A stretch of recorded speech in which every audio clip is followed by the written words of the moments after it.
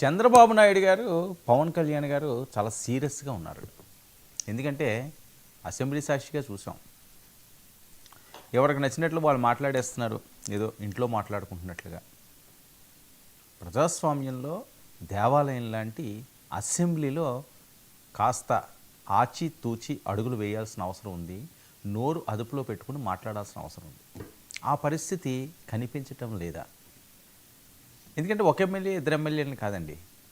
Assembly records చూస్తుంటే okay, ఒకరికొకరు ప్రశ్నలు అడగడం వరకు కూడా ఓకే, అడగాలి. అడగకుండా మేమంతా కలిసే ఉన్నాం కదా, కూటమిలో ఉన్నాం కదా, ఆ రకంగా మేము చెయ్యము అనే పరిస్థితి ఉండకూడదు. ఒకరికొకరు ప్రశ్నలు అడగాలి, సమాధానం రాబట్టుకోవాలి. కానీ అడిగే టైంలో అది కూటమికి ఇబ్బందికరంగా ఉండే విధంగా కొన్ని అంశాలు వస్తున్నాయి. మరొక వైపు బాగా ఆరోపణలు ఎక్కువ వస్తున్న ఆరోపణలు, చాలా అవినీతి ఆరోపణలు చాలా ఎక్కువగా వస్తున్నాయి కొంతమంది ఎమ్మెల్యేల మీద. అందరూ అని కాదు, అందరూ సత్యనులు ఉండరు, అందరూ చెడ్డవాళ్ళు కూడా ఉండరు. సో చాలామంది మీద ఆరోపణలు వస్తున్నాయి. అందులో ముఖ్యంగా రెడ్ మార్క్ కేసుల వాళ్ళు 7 ఎమ్మెల్యేలు ఉన్నారని బయటకు వచ్చిన టాక్ ఇది. ఆ 7 ఎమ్మెల్యేల మీద చాలా సీరియస్గా ఉన్నారు. వాళ్ళని కట్టడి చేయాల్సిన అవసరం ఉంది, కంట్రోల్లో పెట్టాల్సిన అవసరం ఉంది అని చంద్రబాబు నాయుడు గారు ఆల్రెడీ వార్నింగ్లు ఇవ్వడం జరిగిందని, పవన్ కళ్యాణ్ గారు ఇప్పుడు ప్రత్యేకంగా పిలిపించుకుంటూ కొంతమందితో మాట్లాడుతున్నారని, ఒకవేళ మీ తీరు మార్చుకోకపోతే, నోటికి కళ్ళాలు వేసుకోకపోతే, తాళాలు వేసుకోకపోతే, ఇష్టం వచ్చినట్లుగా చెలరేగిపోయి మాట్లాడతాం అంటే ఇంకా ఉపేక్షించను. డైరెక్ట్గా సిబిఎన్ గారు ఇచ్చిన వార్నింగ్ అట.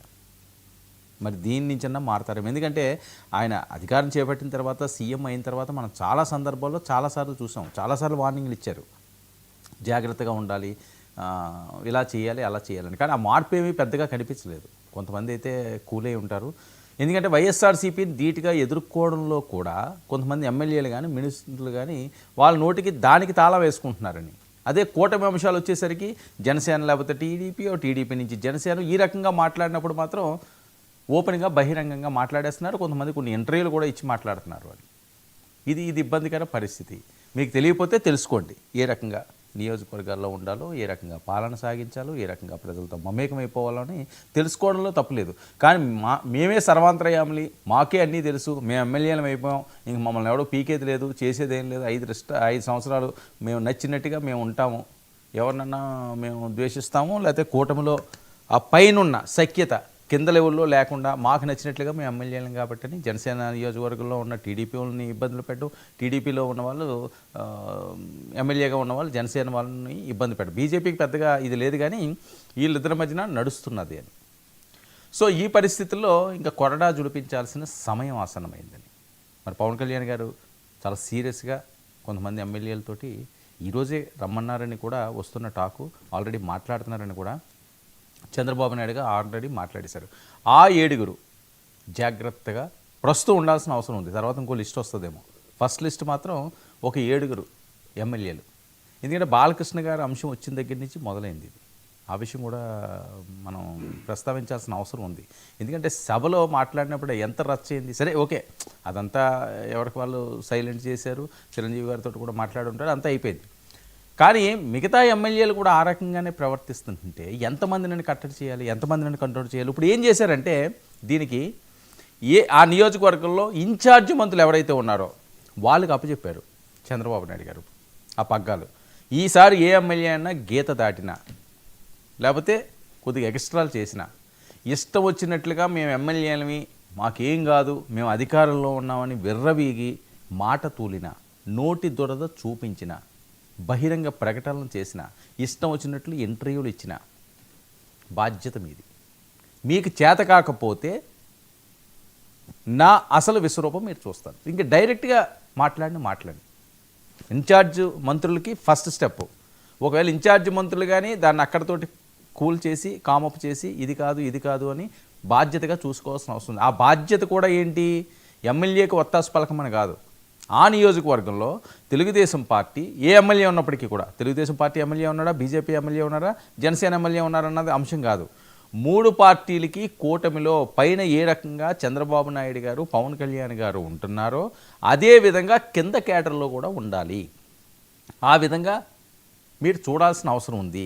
లేదు మిమ్మల్ని కూడా క్రాస్ చేస్తున్నారు, ఇన్ఛార్జ్ మినిస్టర్ ఆడేవాడు మా నియోజకవర్గం వచ్చి చెప్పడానికి అని చెప్పి ఎవరైనా కానీ ఎక్స్ట్రాలు చేస్తే నేను చూసుకుంటాను, ఇచ్చిన భరోసా. మరొక వైపు ఇంకో కీలకమైన నిర్ణయం ఏం తీసుకున్నారంటే కూటమిలో 2029కి ఇప్పుడున్న నియోజకవర్గంలో ఎవరైతే సిట్టింగ్ ఎమ్మెల్యేలు ఉన్నారో వాళ్ళకి 100కి 100% ఆ నియోజకవర్గంలో మళ్ళీ సీట్ ఇచ్చే అవకాశం లేదు. షఫ్లింగ్ చేస్తారట. ఇప్పుడు కొద్దిగా జాగ్రత్తగా ఒళ్ళు దగ్గర పెట్టుకోవాల్సిన అవసరం ఉంది. మేమే నియోజకవర్గంలో మేము వాళ్ళని రానివ్వము, భూస్థాపితం చేసేస్తాము, జనసేనలో ఉన్న వాళ్ళు తెలుగుదేశం ఉన్న వాళ్ళు మేమే ఎమ్మెల్యేలు, వాళ్ళు వేస్ట్ అని చెప్పి కొంతమంది మాట్లాడుతున్న వాళ్ళందరికీ ఏంటంటే ఇప్పుడు ఎవరైతే తెలుగుదేశం పార్టీ ఇన్ఛార్జీలు ఉన్నారో జనసేన ఎమ్మెల్యే అక్కడ ఉన్న వాళ్ళని ఈ నెక్స్ట్ టైము తెలుగుదేశం పార్టీకి అక్కడ టికెట్ ఇస్తారు. వాళ్ళు పవర్ఫుల్ అయితే వేరే నియోజకవర్గం వాళ్ళకి ఇస్తారు, కానీ సేమ్ నియోజకవర్గం ఇవ్వరు అని చెప్పి బయటకు వస్తున్న టాకు. అంటే దీన్ని ఎక్కడో దగ్గర ఫుల్ స్టాప్ పెట్టాలి, ఆ భయం ఉంటుంది కదా ఖచ్చితంగా. బాబు 5 సంవత్సరాలు పోయి మళ్ళీ వాళ్ళకే ఎమ్మెల్యేగాని ఇస్తే మనకు అక్కడ సీటు దొరకకపోతే మనం జాగ్రత్తగా ఉండాలని అంటే ఇన్ని రకాలుగా మల్లగుల్లాలు పడాల్సిన పరిస్థితి ఉంది అని. 164 చాలా పెద్ద ఫిగర్, ఊహించిన విజయం. కానీ దాన్ని కాపాడుకోవడానికి కూడా అన్ని కష్టాలే పడుతున్నారని. ఎందుకంటే ఒక్క నోటి మాట లేకపోతే అందరినీ కలుపుకుండి వెళ్ళలేని గుణం పై లెవెల్లో ఉన్నప్పుడు కింద లెవెల్లో మీకేం వచ్చింది అని. సో ఎవరైతే ఈ లక్ష్మణ్ రేఖలు ఇప్పుడు గీశారు చంద్రబాబు నాయుడు గారు పవన్ కళ్యాణ్, ఈ రేఖలు ఎవరు దాటినా సరే దేనికైనా వెనకాడను అని చెప్పి డైరెక్ట్గా హెచ్చరించిన నేపథ్యంలో సిట్టింగ్ ఎమ్మెల్యేలో కాస్త షివరింగ్ మొదలైంది అని. మరి ఇది ఎక్కడికి తీసుకువెళ్తారో చూడాలి. ఇక మిగతా అంశానికి వస్తే ఆటోలో త్రిమూర్తులు చంద్రబాబు నాయుడు గారు పవన్ కళ్యాణ్ గారు లోకేష్ గారు గేడు మార్చారని వస్తున్న టాకు. ఇక జగన్ దీక్షకు సర్వం సిద్ధం. పాదయాత్రకు కూడా లాస్ట్ టైము నడిచిన కిలోమీటర్ల కంట ఇప్పుడు ఎక్కువ కిలోమీటర్లు నడవడానికి 2026 ముహూర్తం పెట్టారండి. నెక్స్ట్ ఇయర్ 2-3 నెలల్లో. అంటే నియోజకవర్గాలు కూడా పెరుగుతున్నాయి కదా, జిల్లాలు కూడా పెరిగే అవకాశం ఉంటుంది కదా, 13ది ఇంకా పెరుగుతాయి కాబట్టి అన్ని జిల్లాలు కవర్ అయ్యే విధంగా మనం 3700 3800 చిల్లర ఎంతో నడిచినట్టున్నారు. ఇప్పుడు 4000 5000 అయినా సరే వెళ్ళడానికి అంటే 3 సంవత్సరాలు ఎన్నికలకు ఒక 6 నెలల ముందు వరకు కూడా ఆయన పాదయాత్రలతోటి మళ్ళీ తన సక్సెస్ ఫార్ములా వైపు అడుగులు వేస్తున్నారు. ఇక సోషల్ మీడియాపై ఉక్కుపాదం. టార్గెట్ ఎవరు, పారదర్శకంగా చేస్తారా, ఇదొక జరుగుతున్న ప్రచారం. ఇక పవన్ కళ్యాణ్ గారు రోడ్డు మ్యాప్ కూడా సిద్ధమైందట. రాష్ట్ర వ్యాప్తంగా ఆయన పర్యటనలు చేస్తూ జనసేన క్యాడర్ని పూర్తి స్థాయిలో విస్తరించే పనిలో ఆయన ఉన్నారు. ఎందుకంటే మొన్న తీసుకున్నది 21కి వెళ్ళడంతో మొన్న 21కే ఆయన చాలా అవమానాలు పడాల్సిన అవసరం వచ్చింది. మీరు ఇలాగ అమ్ముడుపోయారు 21 తీసుకుంటారా, మీ క్యాడర్ అంతేనా, మీ